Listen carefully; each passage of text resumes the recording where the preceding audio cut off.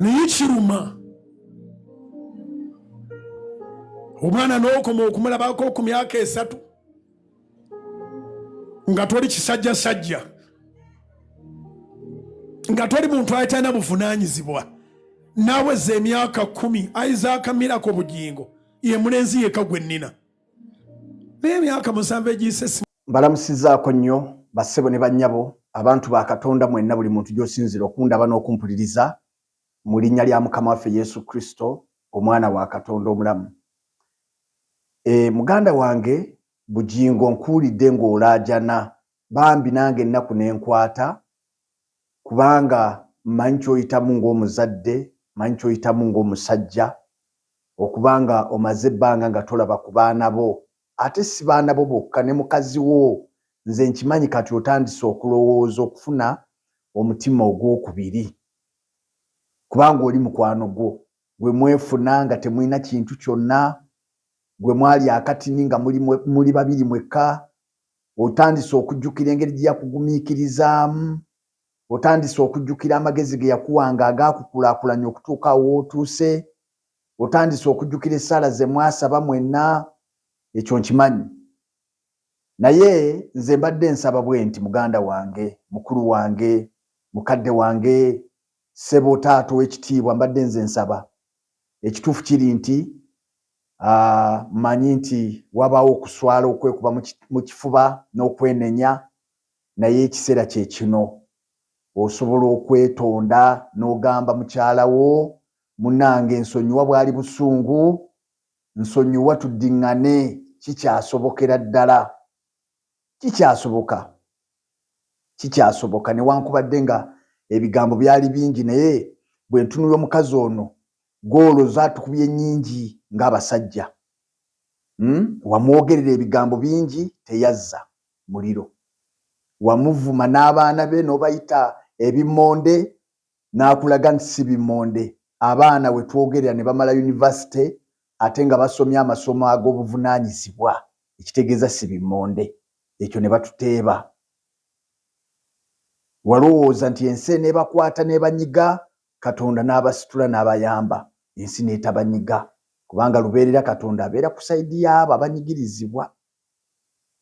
Kaakati nze nno kuno kwe kusaba kwange, osobola okwekuba mu kifuba n'ogamba naye nfaaki, kubanga naawe bw'otuula n'olowoozaamu, ekituufu kiri nti omukazi oyo siyinza gamba nti yakunyiiza, nsobola okuba mulina ebyabanyiiza ng'abafumbo bye saagala kuyingiramu, naye ekituufu kiri nti omukazi oyo yali mufumbi. Ekyokubiri, tukkirize tugaane, yalina omukisa okubanga mwava ku zero, Katonda n'abakwata ku mukono bw'atyo n'abakukusa mpola mpola okutuuka awo we mubadde mutuuse. Ndaba nga yalina omukisa. Bwe tutunulira emyaka 10 bukyanga mwawukana naye, ndaba nga tewaliwo nkulaakulana yeeyongeddeko nnene. Ekitegeeza nti omukazi oyo omwetaaga mu buli ngeri.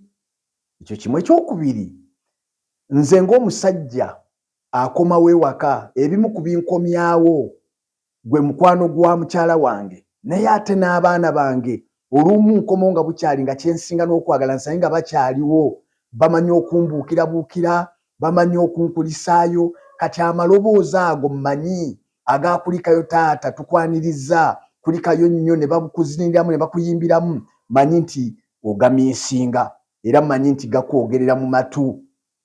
Ekyo nkimanyi kubanga kibi nnyo okuba ng'olina ssente nga lwi wannyukanga oluusi n'akaberenge, kati ng'olina obusobozi obubagulira kyonna naye nga tokyalina webasanga. Lwaki?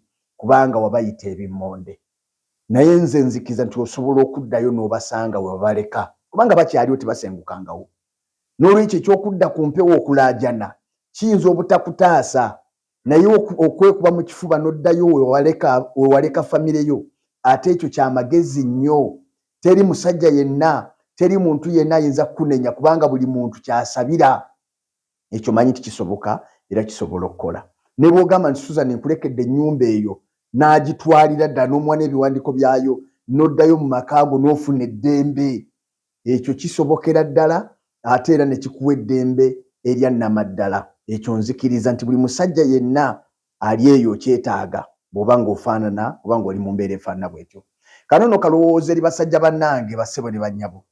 Manyi nti okusoomoozebwa kubaawo mu maka, manyi nti wabaawo okusoomoozebwa wano nawali mu maka, naye nze nsaba nti ne bw'waba waliwo okwawukanamu okutonotono oba separation ne mwawukana buli muntu n'akwata agage, wabeerengawo okuzibiikirizigana. Omuntu oyo gw'obadde naye gweebika mu bulangiti yeemu, gweebika mu ssuuka yeemu, gwe muwanyisiganye emikka ekiro nga mwebase nga buli omu takyawulira, akweyambulira omuntu oyo ne yeeyambula obulamu bwe bwonna ne yeeyambula n'asigala nga talina ky'alina, n'olaba buli kye weetaaga okulaba. Omuntu oyo ne bwe mufunanga obutakkaanya, waakiri buli omu atambulemu mu ngeri ye nga temwogedde bigambo bingi, kijja kuwa omukisa nti ng'otuuse eyo n'owulira ng'obusungu bukendedde, osobola okukomawo mpola mpola oba n'okuddiŋŋana. N'olwekyo walemeeka kubangawo olutalo lunene na kwagala kwetta, kubanga ekituufu kiri nti omuntu oyo toyinaayo muntu mulala oba oli awayinza kudda mu kifo kye. Abazadde baatunaaza tukyali bato, naye olwaleero omuzadde bw'ajja nga weeyambudde oyanguwa okwambala, naye ate mukyala wo osobola omweyambulira, omwami we osobola omweyambulira. Ekitegeeza nti waliwo enkwaso nnene, waliwo enkwatagana nnene wakati w'omusajja n'omukazi. N'olwekyo wabengawo okukwata ensonga kisajja kikulu, kikazi kikulu, kituyamba okuba nga obusungu bweddewo toswala kudda eri munno. Emirembe gibeere nammwe.